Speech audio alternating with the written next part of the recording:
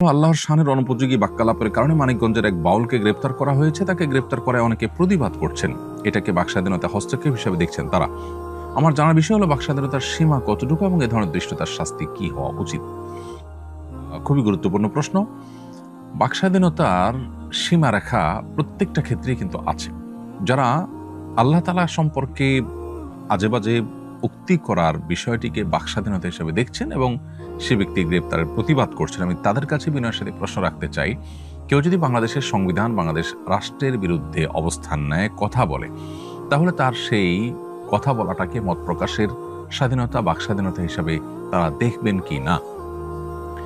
পৃথিবীর সকল স্বাধীনতারই একটা সীমানা থাকে। বাকস্বাধীনতা বলি বা ব্যক্তি স্বাধীনতা বলি, মত প্রকাশের স্বাধীনতা বলি, এর সবগুলোর কিন্তু একটা সীমা আছে। সীমাহীন বাকস্বাধীনতায় পৃথিবীর কোনো সমাজ, কোনো মানুষই কখনো পরিপূর্ণভাবে বিশ্বাস করে না। একটা সমাজের 90% মানুষ বা তারও বেশি সংখ্যক মানুষ আঘাতপ্রাপ্ত হতে পারে, সংক্ষুব্ধ হতে পারে, সেরকম উক্তি করা এটা কিভাবে বাকস্বাধীনতার মধ্যে পড়ে?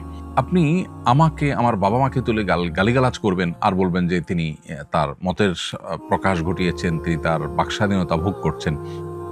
এটা কি কোনো সভ্য সমাজে গ্রহণ করবে? পৃথিবীর উন্নত দেশগুলোতে পর্যন্ত হেট স্পিচ বলতে একটা কথা আছে যে আপনি এমন কিছু কথা বললেন যেটা মানুষকে সংক্ষুব্ধ করলো, তাহলে এটাকে অপরাধ হিসেবে গণ্য করা হয়। কিন্তু বাংলাদেশে এক শ্রেণীর সেকুলার বামপন্থীরা তারা আল্লাহ এবং তার রাসূলকে নিয়ে কটূক্তি করলে তখন তারা বাকস্বাধীনতা এবং মত প্রকাশের স্বাধীনতার এই কথাটা নিয়ে আসেন। কিন্তু এই ছাড়া অন্য অনেক জায়গায় তাদেরকে আমরা এই বাকস্বাধীনতা এবং মত প্রকাশের স্বাধীনতার এই সবক দিতে দেখি না। এটা খুবই দুর্ভাগ্যজনক একটি বাস্তবতা এবং এ ধরনের কর্মকাণ্ড যারা করে তাদেরকে কঠোর শাস্তির আওতায় আনা উচিত এবং এটার জন্য প্রয়োজনীয় আইনের সংস্কারও করা দরকার। কারণ বাংলাদেশের মতো সাম্প্রদায়িক সম্প্রীতির একটি উজ্জ্বল উদাহরণ যে দেশে রয়েছে, সে দেশে শান্তিপূর্ণ পরিবেশকে বিঘ্ন করবার জন্য দেশি এবং বিদেশি বিভিন্ন চক্রান্ত এই ধরনের কর্মকাণ্ড পরিচালনা বিভিন্ন সময় করে থাকতে পারে। বিধায় সেই পথ যেন কেউ ব্যবহার করতে না পারে, সেটা যেন চিরতরে বন্ধ করা যায়, সেজন্য কঠোর ব্যবস্থা থাকা উচিত।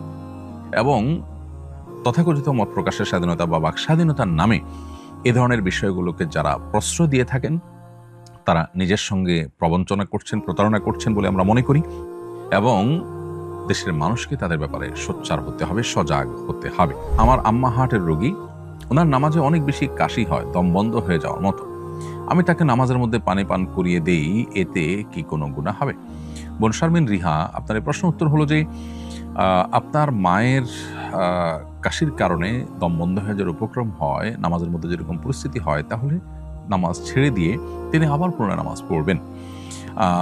যদি এমন হয় যে না, পুরো একটা ওয়াক্ত নামাজের শুরু থেকে শেষ পর্যন্ত যতটুকু সময় থাকে এক ওয়াক্ত নামাজে, এই সময়ের মধ্যে আসলে ফরজ নামাজটুকু পড়ার মতো গ্যাপও হয় না, এত ঘন ঘন তার কাশি হয়, তাহলে সেক্ষেত্রে সে কাশিতে যদি দম বন্ধ হওয়ার উপক্রম হয়, আপনি তাকে একটু পানি পান করিয়ে দিতে পারবেন। সাধারণত সালাতরত অবস্থাতে পানাহার করলে সালাত ভঙ্গ হয়ে যায়, যেহেতু তিনি অনন্য উপায়, অতএব তার জন্য এটি ব্যতিক্রম হবে। আল্লাহ তাআলা কোরআনে কারীমে বলেছেন, লা ইউকাল্লিফুল্লাহু নাফসান ইল্লা উসআহা। আল্লাহ মানুষকে সাধ্যের বাইরে কোনো কিছু চাপিয়ে দেননি। সালাত কোনো অবস্থাতে মাফ নয়, মওকুফ নয়, যতক্ষণ পর্যন্ত সুস্থ আছেন এবং সজ্ঞানে আছেন। সুস্থ আছেন বলতে সজ্ঞানে আছেন। অতএব তার সালাত তাকে আদায় করতেই হবে এবং অন্য উপায় হলে একটু পানি তাকে আপনি পান করিয়ে দিতে পারবেন। আর যদি 4 রাকাত সালাত পড়ার সুযোগ থাকে, এরকম গ্যাপ থাকে, তাহলে সেক্ষেত্রে তিনি ওই গ্যাপে সালাত আদায় করে ফেলবেন এবং একবার অসুবিধা হলে প্রয়োজনে নামাজের নিয়ত ভেঙে আবার নতুন করে সালাত শুরু করবেন। গত মঙ্গলবার রাতে রাজধানীর করাইল বস্তিতে ভয়াবহ আগুন লেগেছে। এ ধরনের ঘটনা আমাদের দেশে প্রায়ই ঘটে থাকে। মাঝে মধ্যে মন খারাপ হয়, মনে হয় এই দেশটা আর থাকবো না, অন্য কোনো দেশে চলে যাব। এই মনোভাবের কারণে আমি কি গুনাহগার হব? এবং এই ধরনের ঘটনার পুনরাবৃত্তি রোধে আপনার কোনো সুপারিশ বা পরামর্শ থাকলে দয়া করে জানাবেন। প্রিয় দর্শক, আমাদের দেশটিতে এই ধরনের ঘটনা প্রায়ই ঘটে এবং এই ধরনের ঘটনাগুলোর প্রতিকারের জন্য, এগুলো বন্ধের জন্য বা এগুলো কমিয়ে আনার জন্য সেরকম কার্যকর পদক্ষেপ নেওয়ার কোনো আলামত বা সদিচ্ছা আমরা কখনো শাসকদের মধ্যে দেখতে পাই না। খুবই দুর্ভাগ্যজনক একটি বাস্তবতা। দুর্নীতি, অনিয়ম, দেশের সম্পদ বাহিরে পাচার করা, লুট করা এবং নানানভাবে অর্থের অপচয়, এগুলো আমাদের দেশে দীর্ঘদিন পর্যন্ত খুব স্বাভাবিক একটি বিষয়ে পরিণত হয়েছে। আমাদের দুর্ভাগ্য যে আমরা সেই শাসন বা সেই শাসক কখনো পাইনি যে শাসক আসলে জনগণের কল্যাণে দীর্ঘমেয়াদী পরিকল্পনা নিয়ে কাজ করবেন এবং দেশকে পরিপূর্ণভাবে সমৃদ্ধ এবং উন্নত একটি দেশে পরিণত করবার জন্য সিরিয়াসলি কাজ করবেন।